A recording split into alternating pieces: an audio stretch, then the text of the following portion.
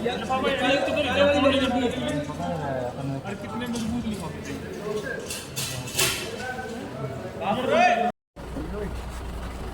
चलो चलो चलो चलो यार।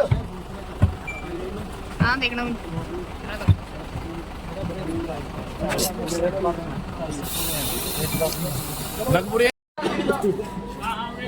भाई पत्रकार साइड दे दो भाई, फोटोग्राफर रोक ले बस।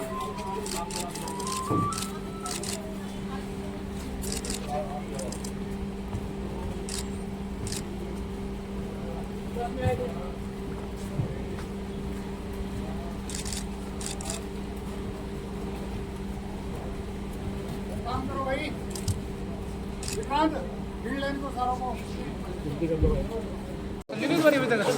मार दो बंदा। मैं भी आज तो धनी राम की भी है।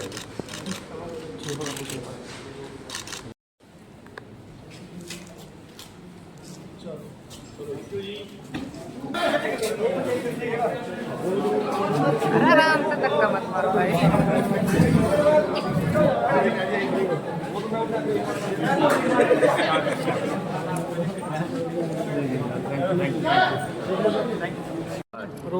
जी सर, एक साइट को लेकर एक सूचना मिली थी, किस तरह से सर एक क्राइम को अंजाम दे रहे थे, क्या क्या रिकवरी हुई? तो जैसे कि आप सभी जानते हैं कि हमारे माननीय डीजीपी साहब और माननीय सीपी पंचकुला श्री शिवाज कविराज सर के शुरू से साइबर क्राइम के अगेंस्ट जो भी एक्शंस रहे हैं उनको लेकर बहुत ही जोर रहा है। तो उसी के चलते हुए कल पंचकुला पुलिस ने जो कि हमारी 5 से 6 टीम्स, जो कि एक टीम हमारी एसएचओ साइबर लीड कर रहे थे, एक टीम इंचार्ज क्राइम 26 और तीसरी टीम इंचार्ज डिटेक्टिव, हमारे एसएचओ साइबर, एसएचओ विमेन और स्टेट साइबर से लेके हमारे एएसआई अंकुश और साइबर एक्सपर्ट श्रीमती मनीषा और साथ में ही हमारे एसएचओ चंडी मंदिर श्री रामपाल जी, इन टीम्स के द्वारा हमारे 3 डिफरेंट लोकेशंस पर सेक्टर 22 के आईटी पार्क में रेड की गई। तो रेड के दौरान ये पाया गया कि वहाँ पे 3 डिफरेंट लोकेशंस पर फेक कॉल सेंटर्स चल रहे थे। उन फेक कॉल सेंटर्स के थ्रू ये जो भी लोग हमने पकड़े हैं ये साइबर फ्रॉड कर रहे थे, जो कि नागरिक जो बाहर देशों में बैठे। मनप्रीत जी, बात करें ये तीनों कंपनियां अलग अलग हैं या एक ही नाम से चल रही है?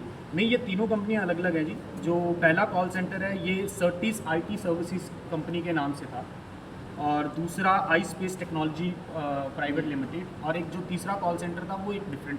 टोटल कितने लोगों की इसमें गिरफ्तारी हुई है? देखिए, अभी गिरफ्तारी तो हम कर रहे हैं, इसमें जो मेन हमारे मुख्य आरोपी है वो जो है वो आपको बता दिया जाएगा, बट इसमें जो टोटल इन्वॉल्वमेंट अभी आया है वो 85 इंडिविजुअल्स का है। तो कौन सी कंट्री के लोगों को टारगेट करते थे और क्या रहता था इनका तरीका जो फ्रॉड करने का था? जो ये तीनों कॉल्स भी तीनों का डिफरेंट था, ये तीनों आपस में लिंक नहीं थे और ज़्यादातर अभी जो प्रिलिमिनरी इन्वेस्टिगेशन में सामने आया है यूएस के सिटीजन्स के साथ फ्रॉड सामने आया है। बाकी और कंट्रीज़ के साथ हमारी इन्वेस्टिगेशन जारी है, वो हम पता करेंगे। अगर मॉडस ऑपरेंडी की बात करें तो जैसे कि जो कॉल सेंटर 1 हमारा जहाँ पे हमने रेड करी है जो सर्टिस आईटी सर्विसेज के नाम से है, वहाँ पे ये कस्टमर सपोर्ट बनकर एक इनकी टीम बैठती है और वहाँ पे बाहर बैठे नागरिकों को ये जो उनकी ओटीटी सर्विसेज है जैसे कि नेटफ्लिक्स और जो ओटीटी सर्विसेज है या बैंक सर्विसेज है उनके रिगार्डिंग उनको ये बहला फुसलाकर उनको ये बताते हैं कि जी आपकी ये सर्विस डिसेबल कर दी गई है, तो अगर आपको ये सर्विस अपनी दोबारा से चालू करवानी है तो आप फलाने लिंक पर क्लिक करें या ये जो भी हमारी आपको सर्विस रिन्यू करवाने के लिए हमारे बैंक जो मुलाजिम है उससे बात करें। सर, ये लोग विदेश में बैठे लोगों से ठगी करते थे या इंडिया में भी? वो अभी हमारी जांच का विषय है, वो हम अभी सर्च कर रहे हैं कि क्या कोई हमारे इंडियन नेशनल्स भी इसमें इन्वॉल्व है जिनके साथ फ्रॉड हुआ है। अब तक कितनी रिकवरी हो चुकी है? रिकवरी की बात करें तो जी हमारे पास जो सर्टिस आईटी सर्विसेज जो कि पहला कॉल सेंटर है वहाँ से 85 लैपटॉप्स, आई स्पेस टेक्नोलॉजी प्राइवेट लिमिटेड इससे 62 लैपटॉप्स, 60 मोबाइल फ़ोन्स और 73,176 कैश, और जो थर्ड हमारा कॉल सेंटर है इससे 18 मोबाइल फ़ोन्स, 21 CPU, 1 लैपटॉप और 3,20,000 ये रिकवरी। तो सर आगे की क्या लोग इस टीम में काम करते थे और पीछे इसके कौन था सर जो पूरा ये रैकेट चलाते थे लोग? इसमें अभी तक जो हमने 85 इंडिविजुअल्स राउंड अप किए हैं, तो हमारा जो पहले जो कॉल सेंटर है वहाँ से 14 इंडिविजुअल्स राउंड अप हुए, दूसरे में से 28 और तीसरे में से 43। रहने वाले कहाँ के सर ये सारे? पूरा बोलने दिया करो यार। सर क्या शेयर मार्केट के नाम पर भी कोई फ्रॉड हो रहा था यहाँ पर?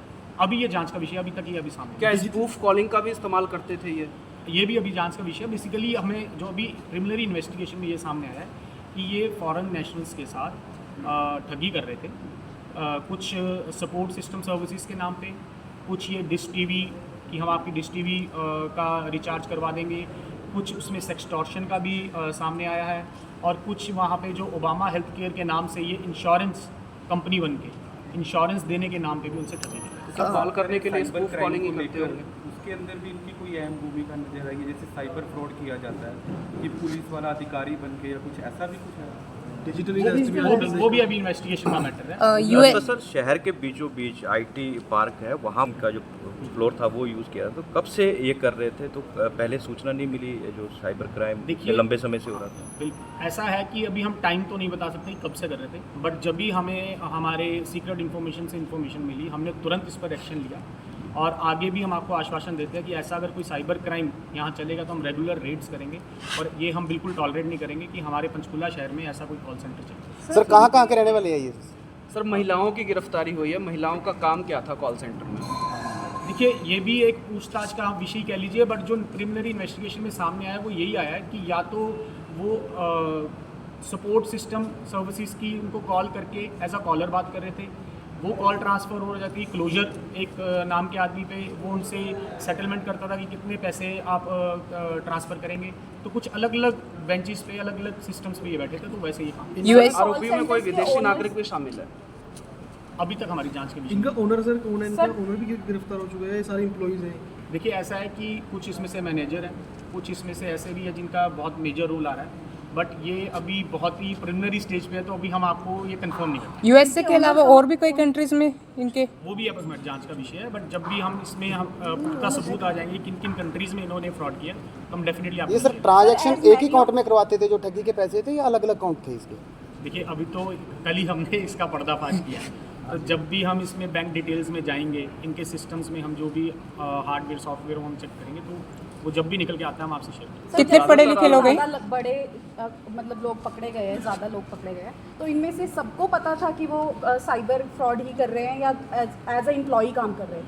नहीं, डेफिनेटली मैम थोड़ी बहुत नॉलेज तो आई थिंक इनको होगी, बट एक बारी हम इनसे पूछताछ करके वो वेरीफाई करेंगे कि क्या इनकी नॉलेज में ये पूरा था कि ये साइबर फ्रॉड हो रहा है, या ये एक इस बहकावे में थे कि ये किसी आईटी कंपनी में काम कर रहे हैं। तो सर जो फ्रॉड का जो पैसा था वो इंडिया के बैंक्स में हो रहा था या जो विदेशी बैंक? डेफिनेटली ये भी हम आपसे एक बात शेयर करना चाहेंगे। अभी तक जो प्रिलिमिनरी इन्वेस्टिगेशन में आया है वो एक आईटी सेंटर से ये सामने आया है कि ये जैसे कि वहाँ से फ्रॉड करके पैसा गिफ्ट कार्ड में ट्रांसफ़र वहीं पे यूएस में कर लेते थे, तो वहाँ पे भी इनका एक बहुत बड़ा नेक्सस है, जो वहाँ से पैसा यहाँ हवाले के थ्रू भेजता था और यहाँ से ये कैश में हवाले के थ्रू पैसा कलेक्ट करता है। तो कितने पढ़े लिखे लोग हैं? मुखिया जो है वो विदेश में अभी बैठे तक हैं। हमने एजुकेशनल बैकग्राउंड सबका वेरीफाई नहीं किया। कोई ओनर सर मास्टरमाइंड है। हाँ जी, जो कंपनी है उनके ओनर का किसी का पता चला सकता है?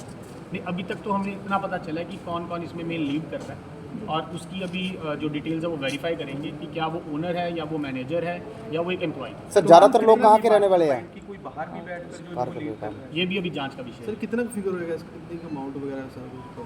ये तो अब आप खुद देख लीजिए कितने की इसकी अमाउंट होगी, बट हाँ, बट लैपटॉप्स महंगे हैं, मोबाइल्स जिसमें काफ़ी आईफोन्स हैं। कैश कितना मिला? कैश आपको बताया कि अराउंड 1 से 8,20,000, 1 से कुछ 3,20,000 और 1 से आपका है 73,176। सर कोई और भी स्टेट में इनके ब्रांच है या मतलब जो ये अभी employee तक हमने हैं? ये कुछ इनसे अभी निकल के सामने नहीं आया, बट डेफिनेटली पूछताछ के दौरान हम सर जो कार्य करने वाले ज़्यादातर कहाँ के रहने वाले लोग हैं? हाँ जी? जो कार्य कर रहे हैं अंदर कहाँ के रहने वाले हैं? जो कुछ ज़्यादातर तो वैसे तो इंडिया की है, कुछ ज़्यादातर नॉर्थ ईस्ट के हैं, कुछ लोकल्स भी हैं। तो टाइमिंग क्या रहती थी सर इनका जो कॉल सेंटर चलता था? अभी तक जो हमें इनिशियली पता चला है ये ज़्यादातर रात को ही काम करते हैं।